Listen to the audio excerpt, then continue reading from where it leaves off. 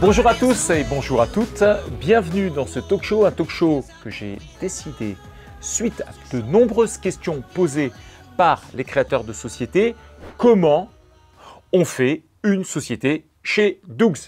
Et du coup, j'ai invité David qui est notre responsable du département juridique, création de société. Allons-y. Bonjour Patrick. Effectivement, c'est une question qui revient beaucoup et on va répondre à toutes les questions qui se posent. Alors, ce que je te propose, on ne va pas le regarder de façon théorique, etc.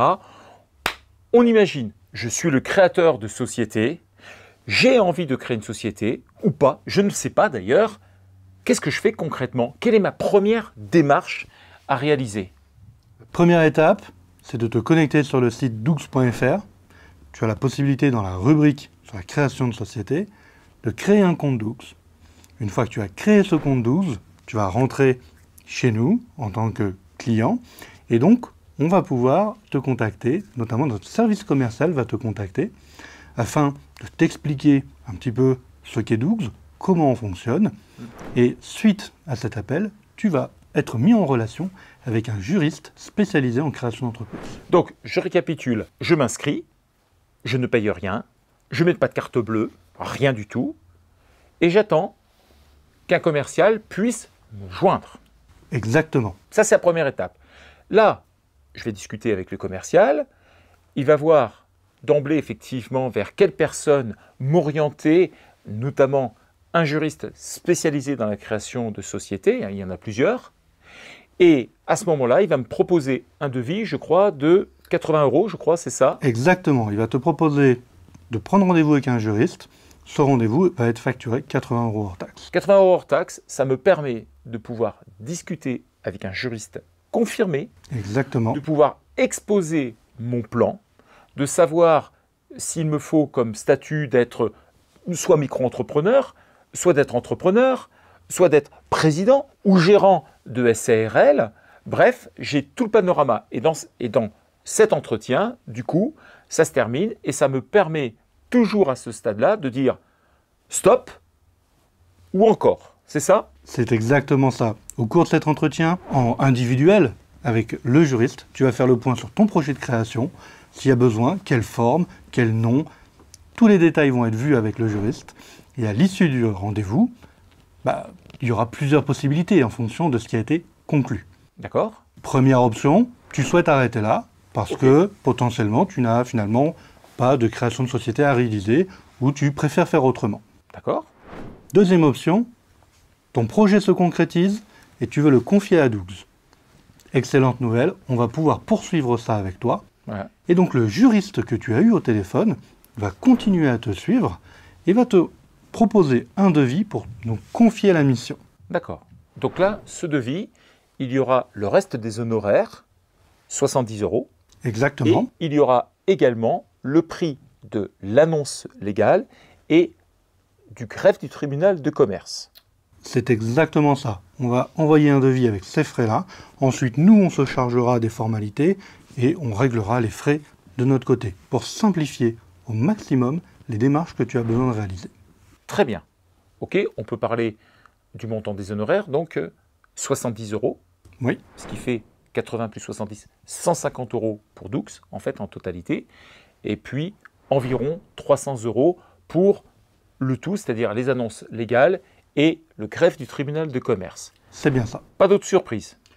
Pas d'autre surprise. Ok, très bien.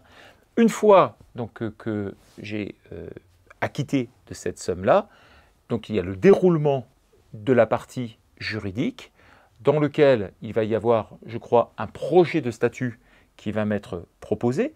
Et ce projet de statut, je vais aller voir ma banque préférée, ça peut être Conto, ça peut être Shine, pour citer deux exemples de banques à distance, il en existe d'autres, bien évidemment, où je peux aller voir tout simplement mon banquier du coin On va citer 3 noms comme ça, ou 2 simplement, on sera à égalité. Le Crédit Agricole et la Société Générale, par exemple. Hein. Ça pourrait être ça, mais il y en a bien d'autres encore. Quelle que soit la banque, ça n'a pas d'importance à proprement parler. Alors, il y a quand même un petit point, il y a quand même des petits raccords plus simples, je crois, avec les banques à distance qui proposent un service plus rapide pour pouvoir réaliser certaines opérations. Mais je sais également que certaines banques à distance ne peuvent pas accepter toute typologie de création de société. Je pense notamment quand il y a notamment des apports en nature. Je sais que là, les banques à distance sont un peu moins adaptées pour pouvoir suivre cette typologie de clients. Mais peut-être que les choses vont changer, peut-être à terme. Exactement. Après, il faut regarder un petit peu au cas par cas. Le juriste que tu as au téléphone lors de l'entretien peut également te guider. Si au regard de la configuration, une banque en ligne, ça peut être compliqué, ou si ce n'est pas adapté, il pourra également te le préciser. D'accord. Alors, une fois que j'ai été voir mon banquier ou que j'ai communiqué avec une banque à distance, je donne les statuts, je verse bien évidemment l'argent du capital, même si c'est 1 euro, il faut les verser, et à l'issue de cela, je reçois la fameuse attestation de dépôt du capital. J'en fais quoi? Je l'encadre ou qu'est-ce que je fais? Alors, tu peux l'encadrer, mais ça ne va pas nous être très utile. C'est bien ce que je pense. Je ne suis pas sûr que ça soit forcément le plus esthétique. Oui. Moi, ce que je te propose de faire, c'est de la transmettre au juriste en charge de la création de ta société. Très bien, en PDF, ça suffit. En PDF, exactement, que ce soit par mail ou via tous les canaux qu'on dispose chez Doux pour communiquer. Et ça nous permet, une fois qu'on a cette attestation, de constituer l'ensemble du dossier.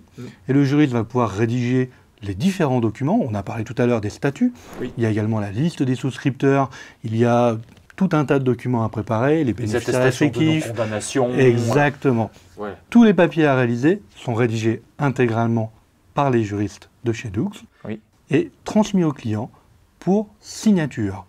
Chez Doux, on a un cabinet en ligne. On va me transmettre comment? Sous quelle forme? On va me les donner sous un format numérique, je suppose. Exactement. Avec une signature numérique également, ce qui me permettra de ne jamais me déplacer de façon très concrète. Nous faisons chez Doux toujours au plus simple, pour vous simplifier la vie et pour gagner du temps. Très bien.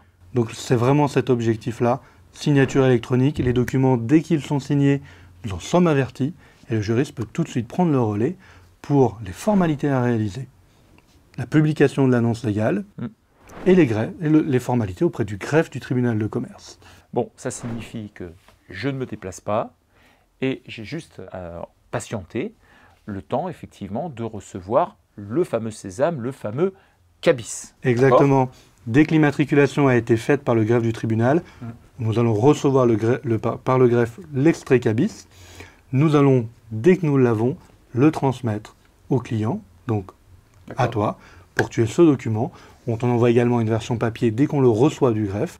Et ensuite, on est tout bon. Donc du coup, ça peut prendre entre 1 jour et 1 semaine, globalement. Tout dépend le niveau de réactivité du greffe du tribunal de commerce et puis la période aussi. Exactement. Le 15 août, c'est un petit peu plus compliqué de l'avoir aussi rapidement qu'au mois de février, par exemple. C'est bien ça. D'accord, ok.